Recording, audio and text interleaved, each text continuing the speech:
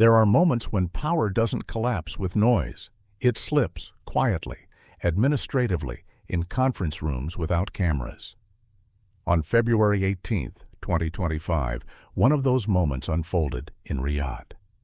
Inside a high-rise overlooking Saudi Arabia's financial district, the kingdom's finance minister sat across from his Chinese counterpart.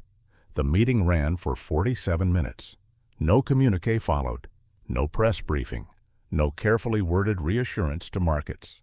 But the substance of that conversation matters more than any speech delivered publicly. China did not threaten. It did not demand. It presented a calculated offer. Beijing proposed to purchase an additional 800,000 barrels of Saudi crude per day, locked in for 3 years, priced at a premium under long-term contracts with guaranteed offtake. The condition was singular and structural. Pricing and settlement would be conducted in yuan rather than U.S. dollars. The Saudi response was not acceptance. It was more dangerous than that. Let us study the details. In diplomatic terms, that phrase signals willingness. In financial terms, it signals optionality. And optionality is lethal to monopoly systems. For 50 years, the global financial order rested on a single, enforced assumption. Oil requires dollars. That assumption is now being questioned by the one country that made it universal. This is not a misunderstanding. It is not symbolic diplomacy. It is not leverage-seeking rhetoric.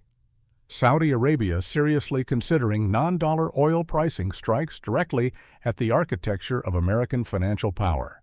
The dominance of the dollar was never an accident of efficiency. It was engineered in 1974 after the collapse of Bretton Woods through a political bargain between Washington and Riyadh. Saudi Arabia agreed to price all oil exports exclusively in dollars and recycle surplus revenues into U.S. treasuries. In return, the United States guaranteed military protection, weapons access, and regime security. Because Saudi Arabia functioned as OPEC's anchor, the rest of the world followed. The consequences were enormous. Every country that needed energy needed dollars. Every barrel of oil created artificial global demand for U.S. currency. The United States gained the ability to run persistent trade deficits, accumulate debt without immediate penalty, and weaponize access to the financial system through sanctions. The dollar's reserve status was not merely monetary. It was geopolitical. That system worked because alternatives did not exist. Liquidity favored the dollar. Treasury markets were unrivaled. American military power secured trade routes. No rival economy was large enough to support a competing currency ecosystem. Those conditions no longer hold. In June 2024, Saudi Arabia allowed its 50-year petrodollar arrangement with the United States to expire without renewal. The decision passed with barely a whisper in Western media. It should have been treated as a structural alarm. The expiration removed the kingdom's obligation to exclusive dollar pricing. Weeks later, Saudi Arabia executed its first full commercial oil sale to China denominated entirely in yuan. 48,000 barrels per day for 1 year settled through the Shanghai Petroleum and Natural Gas Exchange. This was not a pilot test. It was a functioning alternative transaction, completed without friction. For the first time in modern history, the world's most influential oil exporter demonstrated that the dollar is no longer mandatory in energy trade. That single act punctured the illusion of inevitability. If oil can be priced in yuan, then dollars become a choice rather than a requirement. And once a system becomes optional, its decline is no longer ideological. It becomes mathematical. This was not an isolated deviation. It was a visible node in a much larger pattern. Energy producers across the globe are building capacity to trade outside the dollar framework, not hypothetically, operationally. Russia now conducts roughly 3/4 of its oil and gas trade in non-dollar currencies. China pays in yuan. India settles in rupees or yuan. Friendly states transact in euros, dirhams, or through barter structures. The dollar has been functionally removed from Russian energy flows. The United Arab Emirates has launched yuan-denominated oil futures in Abu Dhabi. Iran has constructed complex settlement mechanisms involving gold, digital assets, and swaps to bypass dollar rails. Iraq has begun accepting yuan for Chinese oil purchases.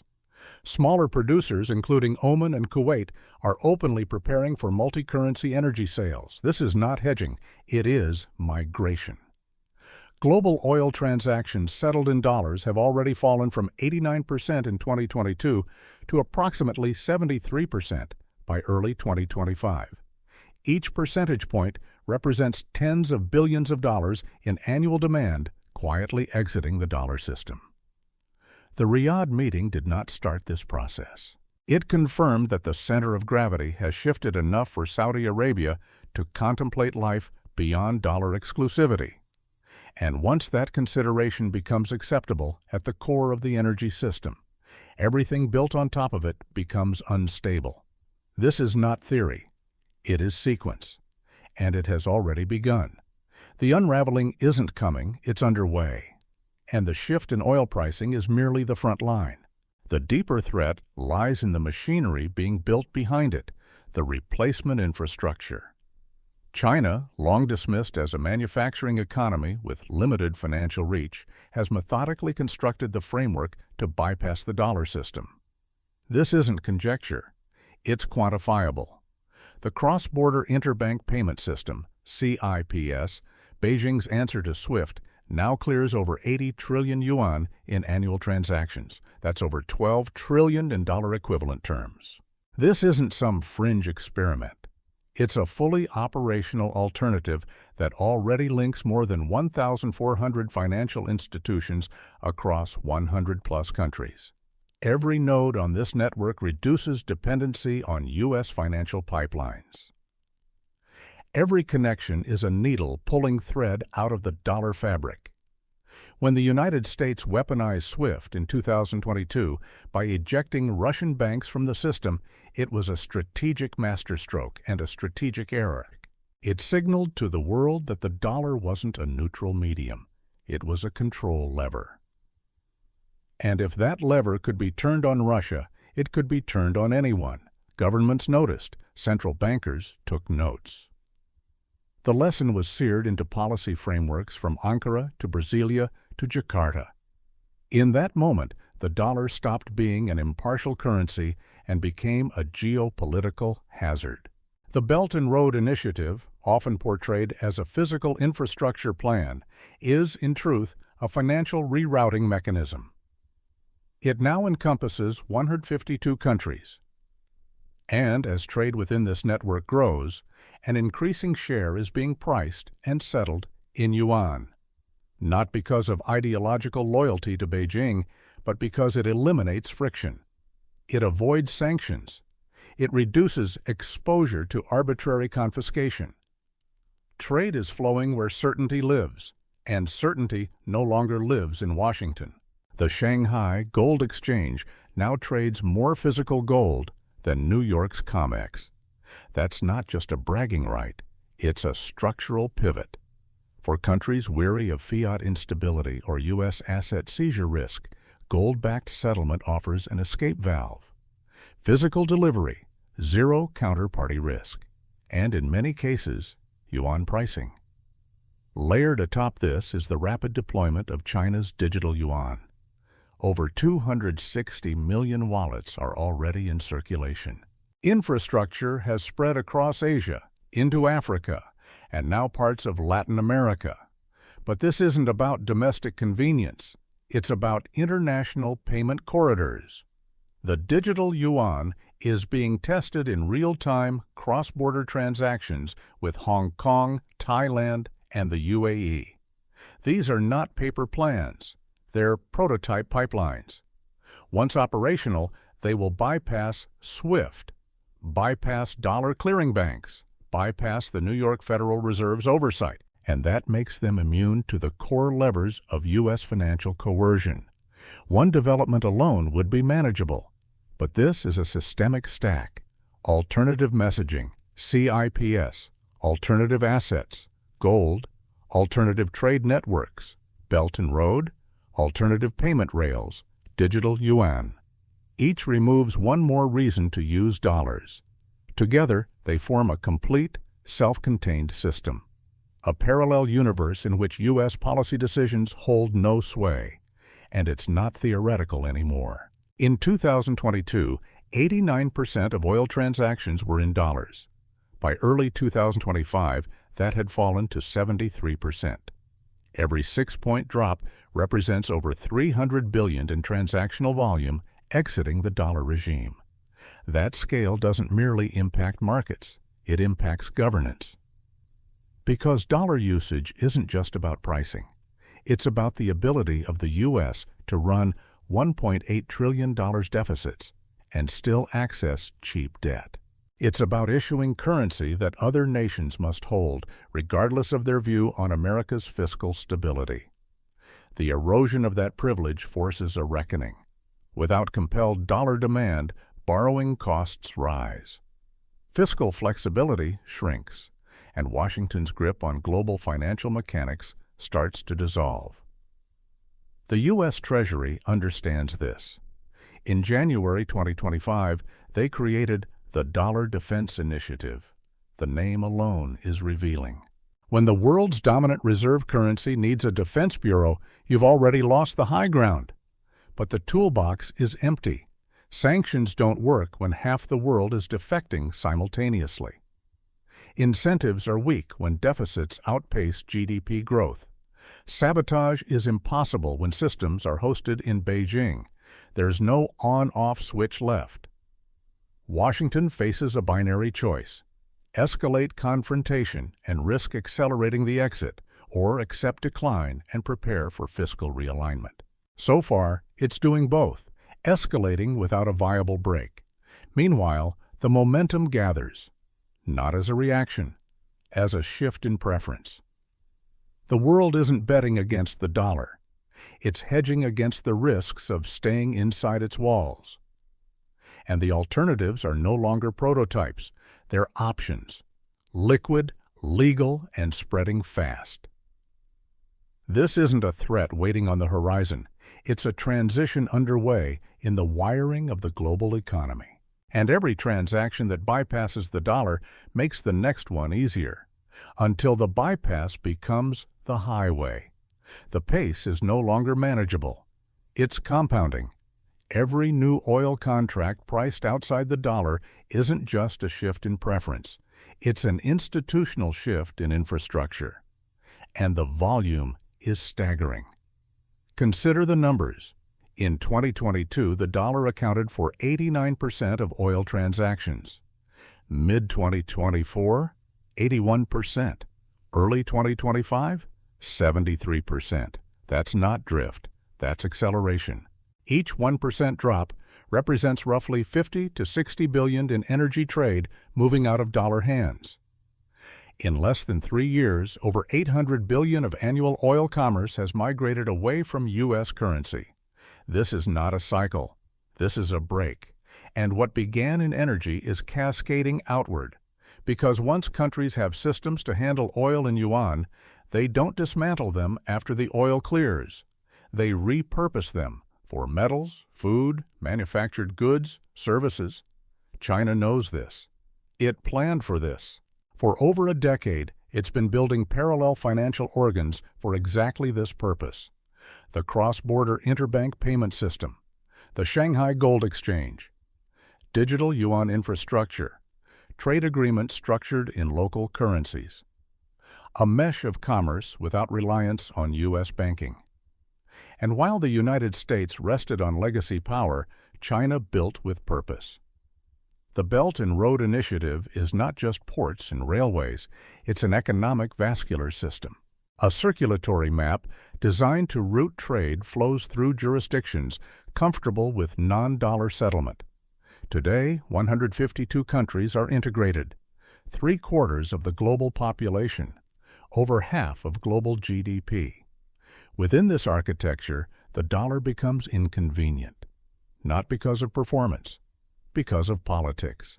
Every country that watched Washington freeze $300 billion of Russian central bank reserves in 2022 realized a sobering truth. Holding dollar assets means your fiscal security depends on the U.S. State Department. It's no longer about market risk. It's about political compliance. The conclusion for central banks was immediate. Move, diversify, protect. Gold reserves spiked. In 2024 alone, central banks bought over 1,000 tons, the most since 1967. That's not nostalgia. That's an alarm bell. A signal that trust in fiat centrality is breaking. At the same time, UN reserves rose to 3.2% of global allocations. That seems modest, until you realize it was near zero a decade ago. It's now the fifth most held reserve currency, and climbing, because it's useful, stable, and increasingly liquid. Even minor currencies, the Singapore dollar, Canadian dollar, Australian dollar, are gaining, not because they're stronger than the U.S. economy, but because they're not vulnerable to U.S. political behavior. This is no longer about dollar weakness. It's about dollar exposure. The world isn't punishing American economics. It's hedging against American unpredictability. The Fed sees it. Leaked internal memos from February 2025 reveal projections of dollar reserve share falling from 58% to 42% by 2035. That's catastrophic, not just for monetary prestige, for fiscal math. Because if global demand for dollars declines, the U.S. can't borrow on the same terms. The world no longer needs U.S. debt, and that means real interest rates rise.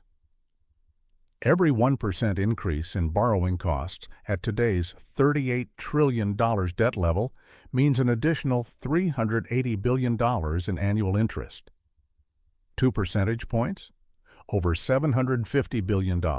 That wipes out entire government programs, or forces tax hikes that crush disposable income, or it adds more debt and the spiral tightens. The American economic model assumes infinite demand for its debt. That assumption is disintegrating. Import costs will surge as well. The U.S. imports nearly $4 trillion in goods and services. A 15% decline in dollar strength translates to $600 billion in inflationary pressure directly into consumer prices. That's not Wall Street pain. That's grocery aisles, pharmacy shelves, utility bills. And the fallout is not evenly distributed. The upper class, with offshore holdings and diversified assets, will hedge. But the middle class, salaried, domestic, debt-exposed, will feel every squeeze. A monetary shift becomes a wealth shift. The dollar's status isn't abstract, it's a shield. It allows Americans to live beyond their means with lower penalties. As that shield cracks, reality rushes in. And the global system, once anchored by that dollar protection, starts to rebalance, not in decades, now, in real time. Through trade decisions, reserve reallocations, and infrastructure deployments. The question isn't whether dollar decline is underway. It's how fast the acceleration becomes a runaway chain reaction, and whether Washington will adapt or attempt to delay the inevitable by lashing out at the very forces it can no longer control. Because in the mechanics of power, denial is not protection. It's a countdown. It's no longer a debate. The dollar's decline isn't just visible, it's measurable, accelerating, and systemic. And every central bank moving out of U.S. assets is signaling the same thing. The era of passive dollar dependence is over. From 1999 to 2015, dollar reserves declined gradually, from 71% to 64%. That slow erosion was manageable. It was expected. But from 2015 to 2024, the decline sharpened. The dollar's share dropped another 6 points, reaching just 58%. What took 16 years now takes less than 9. The velocity is increasing, and that's not the most dangerous part.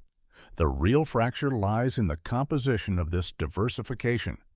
Early shifts favored the euro, a like-for-like substitute within the Western financial order. But now? Diversification is spread across yuan, gold, and alternative currencies that operate outside Washington's control. The yuan's rise is especially notable, from statistical irrelevance in 2015 to 3.2% of reserves in 2024. That's a multi-trillion-dollar shift in global capital allocation. Quiet, relentless, strategic, and the curve is steepening. Then there's gold. Long dismissed by modern economists as a relic, it is now being accumulated at record levels. Central banks added over 1,000 tons to reserves in 2024 alone, the largest annual increase in nearly 6 decades. Why? Because gold doesn't freeze, it doesn't sanction, it doesn't tweet. Gold is immune to the discretionary power of any central authority. And in an era where dollar reserves can be politically weaponized, that immunity is priceless. It's no longer about returns. It's about survival. Alternative currencies, too, are taking slices. The Canadian dollar, the Singapore dollar, the Australian dollar, each gaining marginal share. Not dominant, but diversified, and that's the point. Central banks aren't looking for a new hegemon. They're constructing resilience. The world is building a portfolio to survive an era of U.S. instability. And what triggered this pivot? The moment that broke the illusion came in 2022, when the United States froze Russia's central bank assets. Over $300 billion vanished with a political decision. That act redefined what dollar reserves actually are, not sovereign property, but conditional allowances. Every finance minister on the planet understood the precedent. If reserves can be seized, then they're not reserves, they're liabilities. The dollar didn't fall because it weakened economically. It fell because it became unreliable geopolitically. Central bankers aren't emotional, they're structural, and they're exiting dollar exposure the same way they would exit a bond that's no longer investment grade. Quietly, systematically, before the market reacts. That movement is a feedback loop. As more countries reduce dollar holdings, the pressure intensifies. Other nations notice the exits and follow. And because dollar strength is partially based on the belief that everyone else will use it, that belief becomes fragile. We've seen this dynamic before, in technology, in social platforms, in reserve currencies. What looks stable can collapse fast once the tipping point is passed. And that tipping point may already be behind us. As dollar dominance recedes, the privileges it granted the United States are vanishing. Lower borrowing costs, subsidized imports, the capacity to run unsustainable deficits without penalty. These weren't normal benefits, they were structural anomalies sustained by global compliance. That compliance is dissolving. The U.S. Congressional Budget Office has quietly acknowledged the consequences. Their models estimate that losing reserve status would add 2 to 3 percentage points to borrowing costs. At current debt levels, that means $750 billion to over $1 trillion in extra interest annually. There's no painless adjustment to that reality. It means slashing entitlements, raising taxes, or entering a debt spiral that feeds on itself. And on the consumer side, the pain is faster and more visible. The U.S. imports nearly $4 trillion annually. As the dollar weakens, that number doesn't shrink, it inflates. A 15% drop in dollar value adds over $500 billion in import costs. That hits inflation, wages, savings. It hits the core of middle-class life. And unlike central banks, households can't diversify away from the dollar. Their wages are in dollars. Their savings are in dollars. Their cost of living is tied to a currency losing its shield. Meanwhile, elites are hedging. They're buying foreign assets, moving capital offshore. They understand the game because they wrote the rules. And those rules are changing. This isn't collapse, it's transition. But transitions of this magnitude don't happen without consequence. They redistribute power. They redistribute pain. The dollar isn't dying overnight. It's being unseated gradually by thousands of daily transactions, quiet shifts in central bank portfolios, and irreversible changes in trade infrastructure. Each movement small. Each movement cumulative. And the point of no return. It's never announced. It's only recognized in hindsight, when restoration is no longer possible and adaptation is the only path left. The shift in oil pricing was the first crack. The erosion of reserve dominance followed. But what happens next is deeper, the transformation of global behavior. Because once nations stop needing dollars for trade, they stop holding dollars altogether. That's not an economic debate. It's a liquidity collapse in slow motion. Here's how it unfolds. Oil is the fulcrum. When Saudi Arabia sells crude to China in yuan, China no longer needs to buy dollars. That sounds simple, but the implications are massive. Every nation that imports oil and can pay in non-dollar terms begins adjusting its reserves accordingly. Dollar holdings drop, replaced by yuan, gold, or other currencies. This is not hypothetical. It is ledger line reality. Let's take India. It imports roughly 5 million barrels of oil per day. At $80 per barrel, that's $400 million daily. If India begins settling even half of that in yuan instead of dollars, that's over $70 billion in annual dollar demand erased, just from one trade corridor. Now scale that logic globally. Once multiple countries hold yuan for oil, they realize they can use that same yuan to buy other goods, food, electronics, materials, from China or other partners in the Belt and Road Network. Why convert to dollars at all? Every conversion adds cost. Every dollar held adds political risk. Every transaction outside the dollar reduces friction and dependency. This is how de-dollarization moves from energy to everything. Because international trade doesn't operate on ideology. It operates on efficiency. If a yuan-based system is cheaper, faster, and more insulated from sanctions, rational actors will shift to it. And when enough actors shift, the network effect kicks in. For decades, the dollar's dominance was not because it was loved, but because it was everywhere. Everyone used it because everyone else used it. That circular logic built a fortress. But network dominance is brittle. Once the crowd begins to leave, the exit accelerates. We've seen this with social networks, with tech platforms, and now with currencies.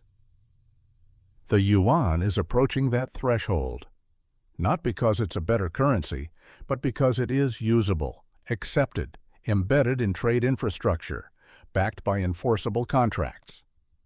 Once Saudi Arabia entertains large-scale yuan oil pricing, that sets precedent. Other producers, UAE, Iran, Iraq, even Angola, and Nigeria, will follow if it means securing stable buyers and avoiding dollar exposure. And once oil joins metals, agriculture, and services in multi-currency pricing, the dollar's monopoly dissolves. This cascade triggers second-order effects. Central banks no longer need to store vast dollar reserves. They diversify into gold, other currencies, and real assets. This drives demand for dollar alternatives, increases currency competition, and slowly pushes the dollar toward parity, not supremacy. Financial markets begin to evolve. Yuan-denominated bonds grow in volume. Derivatives, ETFs, and lending instruments in non-dollar terms become viable. As capital flows follow trade flows, liquidity begins shifting. Wall Street no longer commands gravity by default. At the same time, payment systems fragment. SWIFT loses universality. CPOI, digital yuan platforms, and regional clearinghouses begin absorbing transaction volume. Once these systems reach scale, financial exclusion by the U.S. becomes meaningless. Sanctions lose teeth. Access becomes diversified. For Washington, this is an existential shift. The ability to isolate a nation financially has been a cornerstone of U.S. foreign policy. That power is now in question. Because if major economies can function and grow outside the dollar system, U.S. leverage vanishes. And it's not only governments adjusting.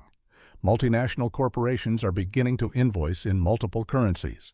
Global suppliers are renegotiating contracts to reflect payment flexibility. Financial institutions are offering currency-agnostic services to protect client portfolios. This ecosystem is rebuilding itself in real time. The consequences for the U.S. economy are enormous. As demand for treasuries shrinks, the government's ability to borrow without penalty collapses. The debt-to-GDP ratio, already unsustainable, becomes catastrophic when interest rates normalize. The Treasury must then choose: raise taxes, slash spending, or inflate away obligations. None of those options preserve living standards. All of them hit the middle class hardest. And the timeline isn't speculative, it's structural. Because once the infrastructure exists to support an alternative system, and that infrastructure is now functional, the shift isn't a possibility. It's a chain reaction. Saudi Arabia didn't declare the dollar dead. It simply opened the door. What comes through that door isn't just another currency. It's an entirely different financial order, one where the United States no longer writes the rules, and the world is already walking through it.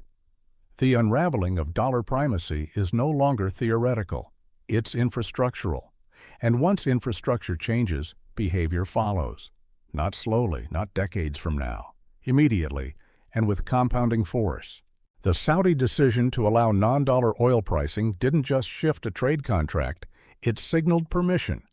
Permission for the rest of the energy-producing world to decouple from the dollar without fear of isolation. And they are following. The United Arab Emirates, a financial hub of the Gulf, has launched yuan-denominated oil futures in Abu Dhabi. That's not a symbolic gesture. It's the creation of a price discovery mechanism outside New York and London. When oil benchmarks begin forming outside the dollar system, the foundations of Western financial dominance begin to erode. Iran, long locked out of dollar markets by sanctions, has built alternatives by necessity.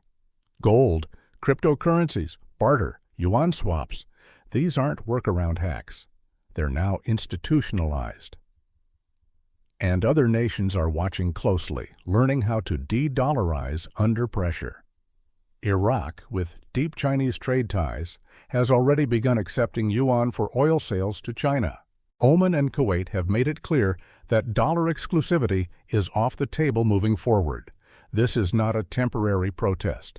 This is strategic repositioning. Energy exporters are hedging against a future in which dollar entanglement is risk, not reward. And on the demand side, the signal is just as clear. China continues to lock in long-term oil deals priced in yuan. But this isn't a currency play, it's an ecosystem play. The deals are often coupled with technology transfers, infrastructure investments, and strategic joint ventures. These aren't purchases, they're alliances built not on ideology, but on a shared interest in bypassing the dollar. Because the dollar no longer looks neutral, it looks dangerous. Every sanction, every asset freeze, every financial ultimatum issued by Washington in the last 2 decades has created structural incentives for alternatives. The message was clear: if you challenge U.S. policy, your economy can be choked. That warning worked, until too many countries were on the receiving end. And once enough of them began building alternatives, the fear of isolation became less credible. You can sanction one nation. You can't sanction half the global energy market. This shift is cascading into payment systems. CIPES, China's alternative to SWIFT, is no longer experimental. It's functional and expanding. Over 1,400 financial institutions are connected, enabling cross-border settlements without touching U.S. clearinghouses. The digital yuan is moving from domestic pilot to international tool.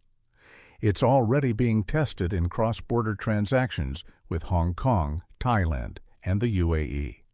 And unlike SWIFT, which is messaging only, the digital yuan system is end-to-end, a complete transaction and settlement mechanism with no reliance on Western infrastructure.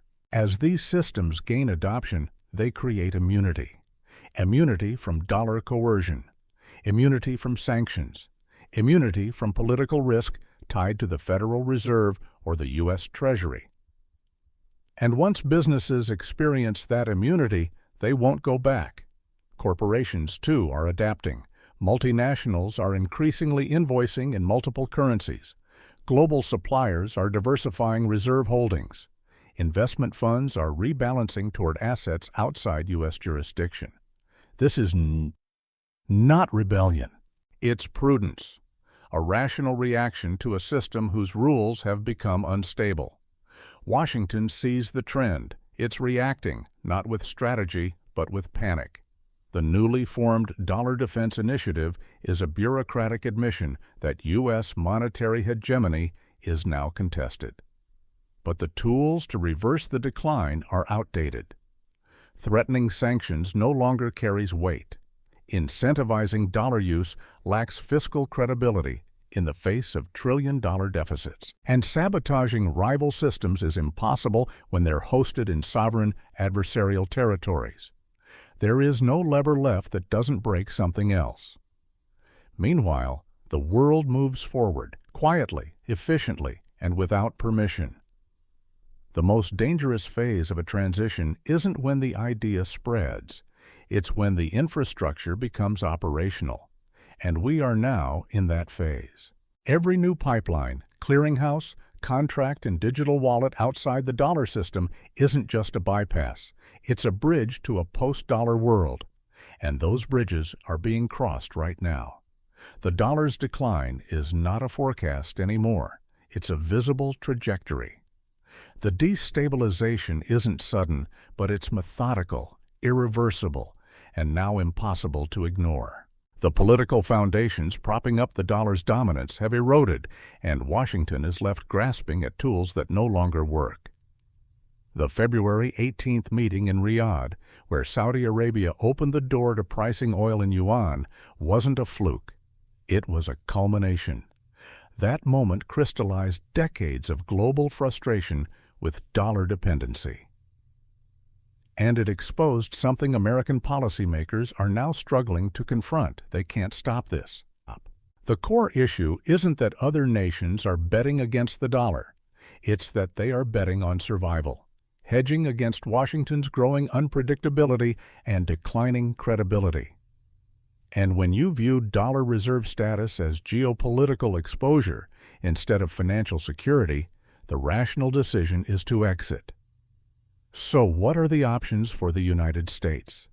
The painful truth is, none of them restored dominance. Washington could dial back its aggressive sanctions regime. But doing so would be seen as capitulation, inviting more geopolitical challenges. Reducing deficits? Politically impossible. The U.S. is running a $1.8 trillion fiscal gap annually, with no credible plan to reverse course. Scaling back military spending? Off the table in a polarized security environment. And preventing China's economic rise? Not within American control. So the de-dollarization trend continues, not smoothly, not evenly, but relentlessly. For individuals, the effects are already bleeding into daily life. The dollar you earn, save, and retire on is gradually weakening against a growing basket of global alternatives. Not due to inflation, not due to mismanagement, but due to the world's conscious decision to diversify away from its grip. The sophisticated actors have moved first. Central banks are adjusting portfolios. Corporations are restructuring payment channels. Wealthy families are buying foreign assets and sheltering wealth outside the U.S. system. But the average citizen? They're left exposed. Their wages are denominated in the currency losing power. Their savings are dollar-bound. Their expenses, especially imports, food, energy, electronics, are tied to a currency losing its global subsidy. This isn't hyperinflation, it's erosion. A gradual transfer of economic leverage from American households to international stakeholders who no longer need to buy dollars to function. It's a hidden tax, and it's being levied quietly. What comes next is a structural tipping point. More nations will follow Saudi Arabia's lead, not because they dislike America, but because they now have options. And once the momentum becomes normalized, it will be impossible to reverse. This moment is different. This moment is, in the past, dollar panic was met with a simple counterpoint. There is no alternative. That logic no longer holds. The alternatives are now functional. They're politically safer, and in many cases, they're technologically superior. Digital currency infrastructure is spreading in regions where dollar banking never reached. UN-based trade is expanding through Belt and Road corridors. Gold-backed instruments are returning as settlement tools. Even blockchain-based mechanisms offer escape hatches for regimes outside the dollar club. Saudi Arabia's signal wasn't symbolic. It was permission. It gave cover for other countries to explore pricing outside the dollar. And what's more dangerous than resistance is normalization. When yuan oil contracts are no longer headlines but standard practice, that's when the shift is complete. And that's already beginning to happen. The American response has been reactive, not strategic. The creation of the Dollar Defense Initiative in early 2025 was a bureaucratic reflex, not a solution. You don't create a defensive agency when you're in control. You create it when control is slipping. This isn't the collapse of a currency. It's the unwinding of a geopolitical advantage, a slow, grinding transition from monopoly to marketplace. The danger lies not in a currency crash, but in what fills the vacuum. And that vacuum is growing wider by the month. The illusion of permanence is gone. What once seemed untouchable, the dollar's global supremacy, is now visibly vulnerable. The structures that kept it dominant are no longer unchallenged. Worse, they are no longer functional. This moment didn't arrive with a crash. It arrived with a shrug from Riyadh, from Moscow, from Beijing. It arrived through the cumulative weight of decisions made in quiet boardrooms, trade ministries, and central banks. And Washington, despite all its influence, finds itself on the outside of those decisions. Let's be clear. America's global financial hegemony was never just about economics. It was about system control. Whoever sets the currency standard shapes global behavior. For decades, that was Washington's privilege.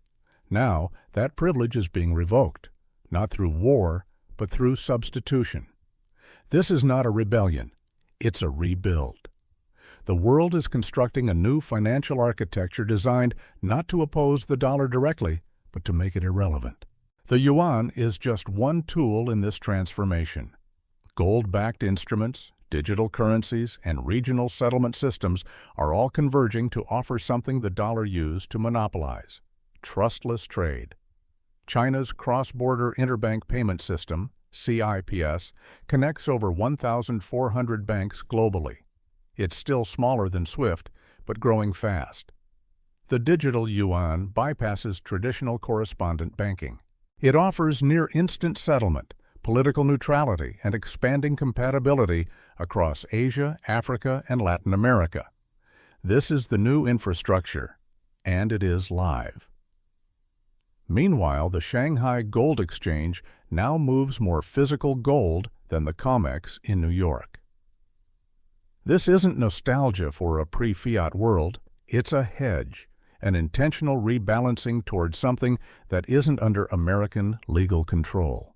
Layer by layer, the monopoly is being replaced by options. And optionality, once introduced, is irreversible. For Washington, this dismantling of dollar centrality presents a paradox. Acting aggressively only accelerates the shift, but doing nothing guarantees irrelevance. There is no winning hand left, only mitigation strategies, and most of them come too late. The U.S. government still behaves as if sanctions are a surgical weapon. In reality, they are now a blunt instrument. Once useful against isolated adversaries, they now ricochet across global markets. Countries are preemptively insulating themselves. The fear is no longer being sanctioned, it's being dependent when sanctions come. And so, trade corridors are being rerouted. Reserve portfolios are being diversified. Financial infrastructure is being redesigned without Washington in the room. The Federal Reserve knows what this means. Leaked documents from early 2025 show internal projections.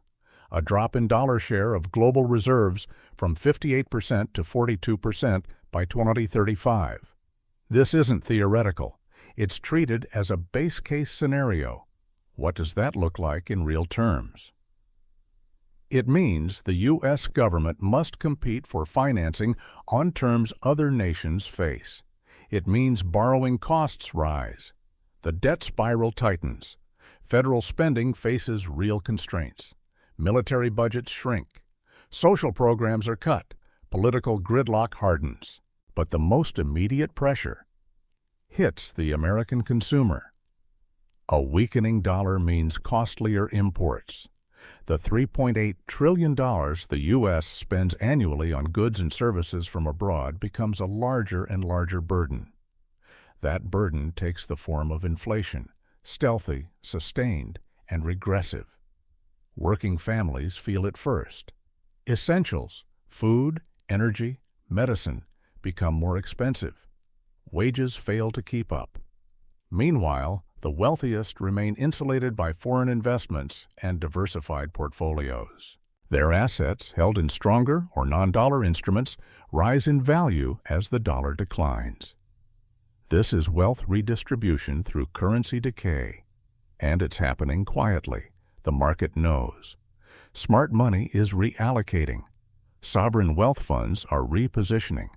Corporations are hedging. But the average person remains exposed.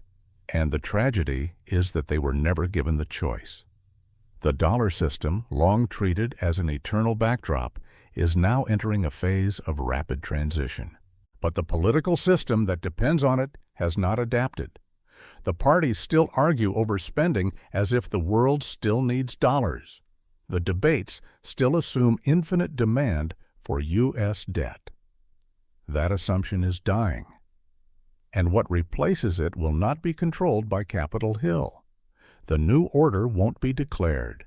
It will emerge through use, through habit, through necessity. And by the time it's fully visible, it will already be too late to reverse. The consequences are no longer distant. They're beginning to surface. The cracks that formed in theory are now widening into economic stress. And the hardest truth is this. America is not positioned to reverse course, not structurally, not politically, not financially. The petrodollar system is dissolving, and nothing in Washington's current strategy addresses the root causes. Why? Because those causes are embedded in behaviors that have become untouchable. First, sanctions. The U.S. has used them too often, too broadly, and with too little regard for blowback. Once a precision tool, sanctions became routine, applied not only to enemies, but to partners, financial institutions, and sovereign entities. The result? The world learned to defend itself. Slowly. Then all at once. Second, deficits. America's reliance on borrowing to fund its economy has reached pathological levels. A $1.8 trillion federal deficit in 2025 isn't an aberration. It's baked in, and it's funded under the assumption that the world will keep buying treasuries. That assumption no longer holds. Demand is softening. Yields are rising. And debt servicing now consumes a historically high share of tax revenue. Third, strategic denial. Rather than admit that a multipolar financial world has arrived, U.S. policymakers double down on legacy systems. The dollar's defenders talk about strength and reliability, while ignoring the fact that strength has become coercive and reliability has been undermined by gridlock, shutdowns, and policy whiplash every election cycle. These factors are not hypothetical risks. They are the core reasons why central banks, sovereign funds, and trade partners are moving away from the dollar. It's not just what America is doing, it's what it refuses to stop doing. And the shift doesn't need to be total to have impact. A 10% move in global reserves away from the dollar represents trillions in assets. A modest shift in commodity pricing toward yuan creates permanent infrastructure, new exchanges, new clearinghouses, new trust pathways. Once built, these systems don't disappear, they scale. And scaling is exactly what's happening now. By 2030, yuan could account for 8 to 10% of global reserves, up from 3.2% today. That growth won't come from nowhere. It will come directly from reduced dollar holdings. At the same time, new financial markets are forming. Yuan-denominated bonds, derivatives, and investment funds are gaining traction. For global investors, diversification isn't just prudent, it's survival. The dollar is no longer the only store of value. It's becoming one of many. Meanwhile, the digital yuan is creating payment infrastructure across the global south. For countries with limited dollar access, this isn't just innovation, it's liberation. Faster settlements, lower fees, no gatekeepers. This is how monetary systems shift, not with declarations, but with better utility. And when nations find they can trade, save, and invest without Washington's permission, they will, because efficiency drives adoption and fear drives independence. Saudi Arabia understood this when it entertained yuan oil pricing. The kingdom is not leaving the dollar out of ideology. It's hedging its future. And when the most important oil exporter in the world signals this shift, every other commodity producer pays attention. What comes next is the cascade. Other sectors will follow oil. Industrial metals, food commodities, manufactured goods. As more of the world's trade switches to currencies like the yuan, more central banks will hold them. The cycle reinforces itself. And as the dollar's dominance wanes, the U.S. will face the consequences of living beyond its means. Without reserve currency privilege, America will confront the same limits other nations face. Borrowing will be harder. Spending will be constrained. Imports will cost more. Growth will slow. And while elites shift their assets and hedge their risks, the middle class will absorb the shock. Not through dramatic collapse, but through sustained decline. Living standards will fall gradually. Wage growth will lag. Inflation will feel permanent. The dream of easy prosperity will erode. And that erosion will not be due to failure. It will be the result of a world finally moving on. The real question isn't whether the dollar remains dominant. It's whether America can thrive without dominance. So far, no plan exists, only denial. And denial in a shifting system is the fastest route to irrelevance. The endgame isn't theatrical. There's no bell that rings when reserve dominance collapses. No headline that announces the power shift. It happens the way most structural realignments do, slowly, then suddenly. And the final stage is already in motion. The world no longer waits for Washington to adjust. It builds without it. Trade corridors are rerouted. Contracts are rewritten. Central bank portfolios are reallocated. The infrastructure of global finance is morphing, and America is no longer its axis. By 2030, the dollar's share of global reserves is projected to drop below 50%, from 71% just 2 decades earlier. That kind of fall isn't cyclical, it's terminal. For comparison, the British pound's decline from 70% of reserves post-Wabibwaput to under 5% took 30 years. The dollar is set to fall faster, with far greater implications. Because the dollar's privilege was never just about markets, it was about power. Reserve currency status allowed the U.S. to export inflation, import goods at a discount, run deficits without panic, and weaponize its financial system with impunity. It was a shield and a sword. That shield is cracking. The sword is dulling. The causes? Multipolar trade, politicized money, weaponized sanctions, structural debt, inflexible politics. These aren't anomalies. They're permanent features of the current system, and they're incompatible with global trust. The consequences? Cascading and cumulative. Federal borrowing costs will rise. With debt already past $38 trillion, even modest increases in interest rates will squeeze the budget. $750 billion to $1 trillion in additional annual interest isn't just a number. It's a threat to every discretionary spending line. Trade deficits will become harder to finance. Foreigners won't accumulate dollar assets like they used to. That means the U.S. can't import more than it exports without consequence. The dollar will weaken structurally. Imports, fuel, food, medicine, electronics, will rise in cost. Not temporarily, permanently. This isn't cyclical inflation, it's embedded decline, and the pain won't hit evenly. The top 10% with global exposure, foreign assets, and institutional buffers will adapt. They may even benefit. But the middle 60%, the working families with savings in dollars, wages in dollars, expenses in dollars, they'll absorb the hit, slowly, quietly, irrevocably. The result is a stealth transfer of wealth, not from tax policy, not from trade deals, but from the erosion of monetary advantage. And while Washington talks about economic strength and resilience, the world is doing something else, moving on. The rise of the yuan isn't the story. It's a chapter. The broader arc is the fragmentation of global trust in any single system. Regional currencies, digital settlements, commodity-backed contracts, gold, even crypto. They're not replacing the dollar. They're replacing the need for a default. That's the end game. A global financial ecosystem where the dollar is not king, but one of many players. Where America cannot dictate terms, only negotiate them. Where coercion becomes costlier than cooperation.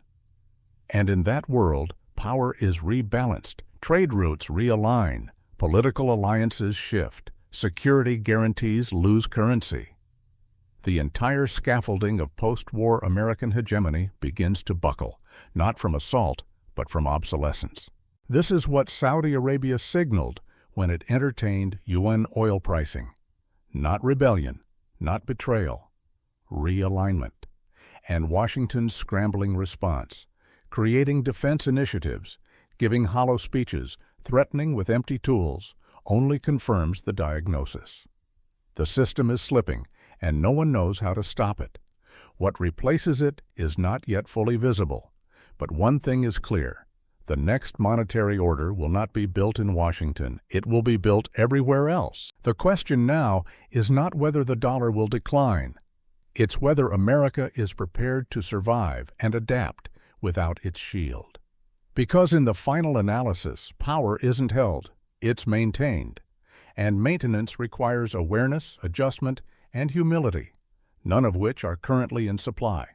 So the dollar fades, not with a crash, but with quiet replacements, not by force, but by choice. And the world, having waited long enough, has finally moved on.